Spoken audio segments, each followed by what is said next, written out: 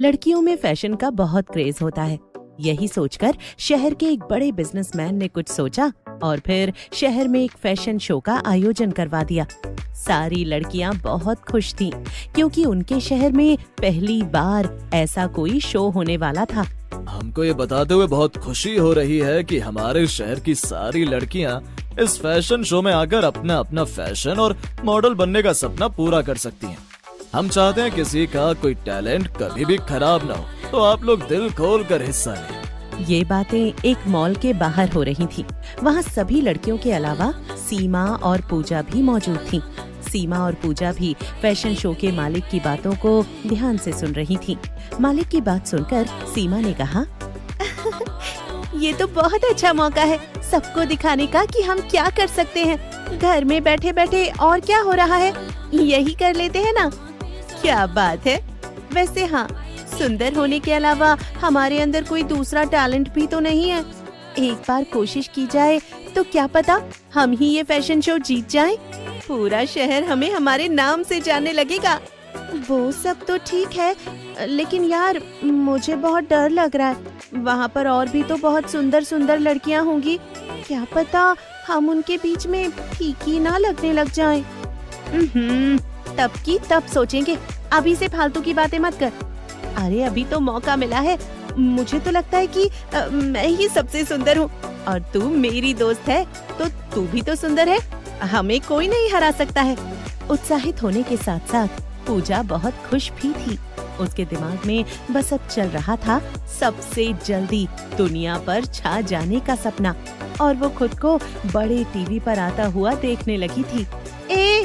किन ख्यालों में खो गई? चल तू कहती है तो एक बार कोशिश करके देखते हैं। क्या पता हमारी भी किस्मत चमक जाए। फिर तो हम दोनों एक दिन हीरोइन भी बन सकती हैं और फिर सारे लोग हमसे मिलने आएंगे और हमारा ऑटोग्राफ भी लेंगे।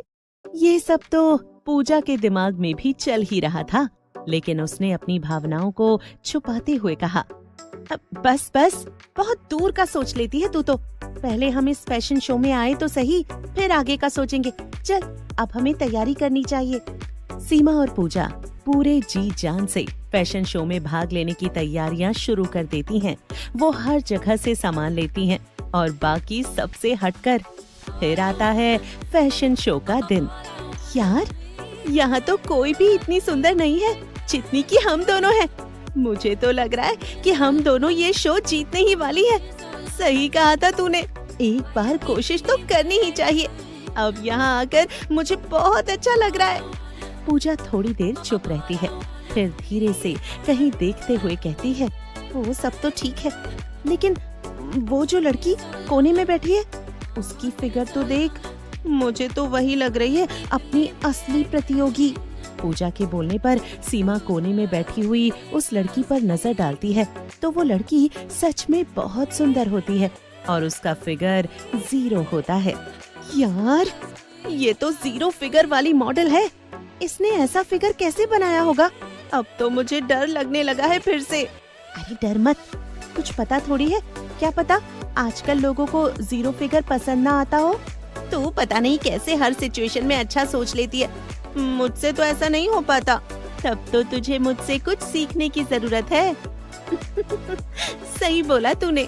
फैशन शो शुरू हो जाता है और लड़कियां एक एक करके अपनी रैंप वॉक वहां बैठे जजेस को दिखाना शुरू करती हैं। जब सीमा की बारी आती है तो पूजा चिल्लाती है, बहुत अच्छा कर रही है सीमा, तू ही जीतेगी, देख लेना। पूजा अपनी दोस्त के लिए चिल्ला रही होती है तो 0 फिगर वाली मॉडल उसको गुस्से से देख रही होती है। फिर एकदम से लाइट्स कभी बंद होने लगती हैं। इसी दौरान पूजा की नजर 0 फिगर वाली मॉडल पर पड़ती है। तुझे क्या हुआ? मुझे ऐसे क्यों घूर रही है तू? ये लाइट तू ही हिला रही है क्या? 0 फिगर वाली मॉडल का नाम वंशिका होता है। पूजा की बात सुनकर वो चुड़ैल के रूप में आ जाती है। मुझे पता है कि मैं ही जीतूंगी, चाहे जो हो। सामने देख लेना तुम सब की सब। और मैं अगर ऐसा कर पाती तो तू यहाँ खड़ी नहीं होती अभी। पूजा उसे देखकर डर जाती है। अरे ये तो एक चुड़ैल है, पर ये मॉडलिंग के मेरी फिगर से जल रही है ना तू? हाँ? बोल तो तेरी खाल को हड्डियों से अलग कर दूं? हाँ? तू भी स्किनी लगेगी फिर। अरे नहीं नहीं, मुझे माफ कर दो। तुम चुड़ैल रूप में भी बहुत सुंदर लग रही हो। हाँ, तुम ही जीतोगी। वो तो मुझे पता ही है। तू अपना देख। ये चुड़ैल रूप में है, फिर भी इसे कोई देख नहीं पा रहा है। ये सिर्फ मुझे ही क्यों दिख रही है? क्या हुआ? यही सोच रही है ना कि कोई और क्यों नहीं पहचान पा रहा मुझे? हाँ? शायद ये तेरा आखिरी